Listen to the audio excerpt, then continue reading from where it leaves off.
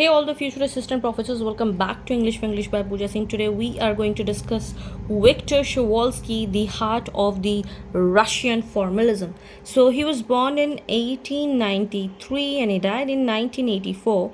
And yes, one more thing, if you haven't watched the earlier videos of what is formalism, make sure you go and watch that first, because that is very important and everything is interconnected. Okay, so go and watch that first. So Victor Shklovsky was a Russian formalist, critic and a writer, and he was best known for his essay Art as Technique in 1917.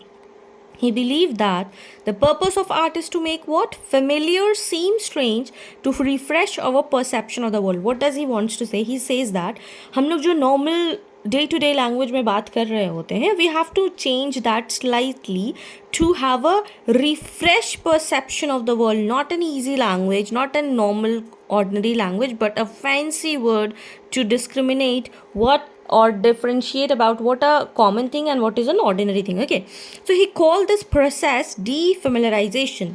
That's mean Austrianine. In a daily life language, habits makes us see mechanically, but art breaks us this automatic perception. It forces us to notice. For example, a poet describing a tree in completely new way makes us really see it again.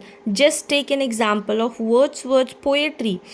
You can simply gaze a tree, but you will not have that words, but you see the poetry of Wordsworth and you will have a different kinds of thing. Now we'll be talking about the famous essay. The very first one is the On Poetry and Nonsense Language, where he talked about how poetic language bends grammar and logic. Then the Theory of Prose, where he applies formalist principles to a narrative structure.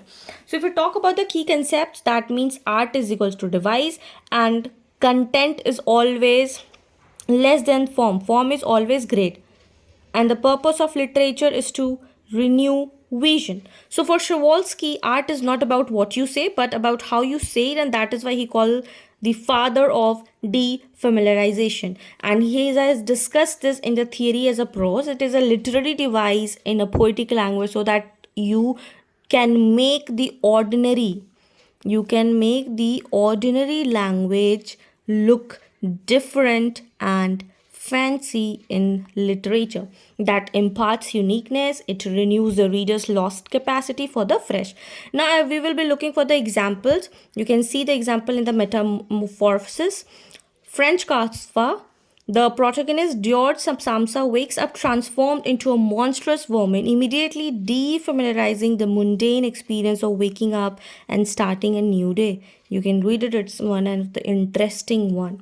Then War Peace by Leo Tolstoy, the familiar event of character attending the opera, is described in such a bizarre and detailed way that it becomes a strange and alien experience of the reader. So he was attending a opera in bizarre way. Now it becomes in alien experience of the reader.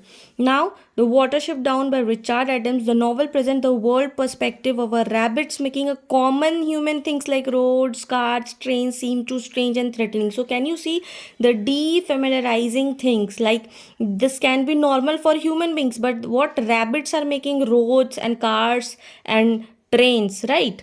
So this is the thing. Now, Three Gunias by Virginia Woolf. She uses defamiliarization to critique what? Masculinity by describing men's clothing and symbols of authority as a strange and excessive, forcing to the reader to question on their conventional meaning. So this is called defamiliarization. That's why I'm giving a lot of examples so that you will understand each and everything. Then a Tristram Shandy by Lawrence Sterne. The narrator's constant digression and a focus on the process of telling a story rather than the story itself, that defamiliarizes the act of storytelling and delays the straightforward plot. So in this in Tristram Shandy, what happens there, the narrator is talking, like the whole story is like how you can read, how you can write, now what should be the process, how you should be writing, what is a character, what is a plot, and this is a long one.